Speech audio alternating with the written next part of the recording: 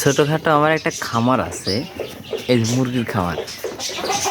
এই মুরগিগুলা পালি, মাঝে মধ্যে শিয়াল টেল অত্যাচার করে, এই জন্য এদেরকে রাখা বা এমনি আমার কুকুর ছানাগুলো ভালো লাগে।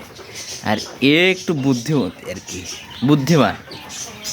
গত কিছুদিন আগে, 4-5 দিন আগে, যখন আমি টাইসনকে, টমি, লালু এদেরকে খাবার দিছিলাম, এ আবার একটু আমার খামারের নিচে এটা লুকায় রাখিছে। এটা শুকায় গেছে, কোনো দুর্গন্ধ নাই। আমি এখানে বসে আছি, চামড়াটা শুকায় গেছে। এ এখন আসে একা একা বের করছে, বের করে খাচ্ছে। এর সহপাঠী অন্যরা যারা আছে এরাও নাই, এখানে আশপাশে কেউ নাই।